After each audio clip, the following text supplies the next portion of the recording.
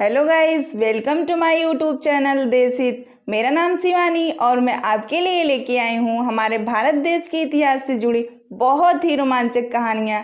तो दोस्तों, स्टार्ट करने से पहले आप हमारे चैनल को लाइक करना, शेयर करना तथा सब्सक्राइब करना ना भूलें और नीचे दिए गए बेल आइकन को भी प्रेस करना ना भूलें ताकि भारत देश के इतिहास से जुड़ी रोमांचक कहानियाँ सबसे पहले आप तक पहुंचे हमारे चैनल देशहित पर। घाटे की वित्त व्यवस्था क्या है और इसके क्या उद्देश्य होते हैं? हम में से बहुत से लोग सोचते हैं कि उनकी आय हमेशा व्ययों से कम क्यों रह जाती है। दरअसल यह बात लोगों पर ही नहीं बल्कि अरबों डॉलर की अर्थव्यवस्था वाले देशों पर भी लागू होती है। अर्थात दुनिया में लगभग हर देश की सरकार घाटे की वित्त व्यवस्था का सहारा लेती है। घाटे की वित्त व्यवस्था का मतलब जब कभी सरकार की आय उसके द्वारा किए जाने वाले व्ययों से कम हो जाती है तो बजट में इस प्रकार के घाटे को पूरा करने के लिए जो व्यवस्था अपनाई जाती है उसे घाटे की वित्त व्यवस्था या हीनार्थ प्रबंध कहते हैं। घाटे की वित्त व्यवस्था को 3 प्रकार से पूरा किया गया है।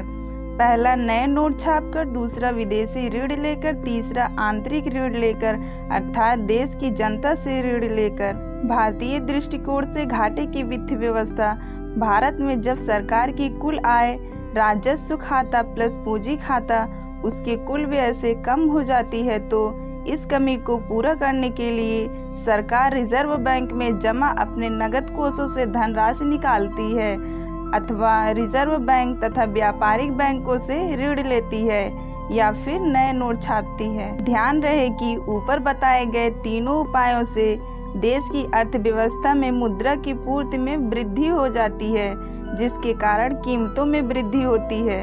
अर्थव्यवस्था के विभिन्न क्षेत्रों के विकास में निवेश के लिए धन की व्यवस्था करना।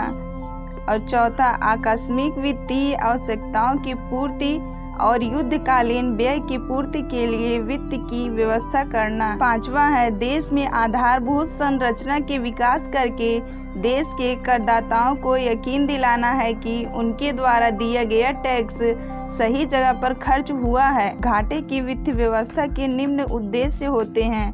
पहला, देश के विकास की गति देने के लिए धन की कमी को दूर करना। दूसरा, मंदी काल में देश में व्याप्त बेरोजगार से छुटकारा प्राप्त करने के लिए देश में अतिरिक्त निवेश को बढ़ावा देना। पहला है, देश में मुद्रा की पूर्ति में वृद्धि होने के कारण महंगाई में वृद्धि होती है।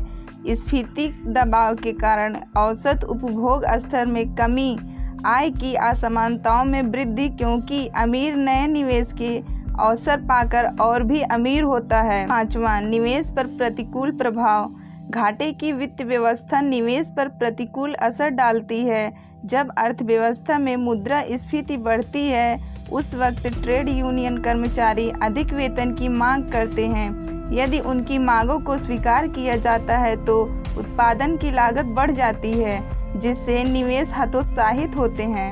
बचत पर प्रतिकूल प्रभाव। घाटे की वित्त व्यवस्था मुद्रा स्फीति की ओर जाती है और मुद्रा स्फीति स्वैच्छिक बचत की आदत पर प्रतिकूल प्रभाव डालती है। सारांशतः यह कहा जाता है कि देश में घाटे की वित्त व्यवस्था इतनी बुरी नहीं है कि जितनी की यह दिखती है।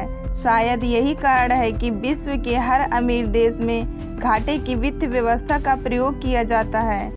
तो फ्रेंड्स, आपको हमारा वीडियोस कैसा लगा?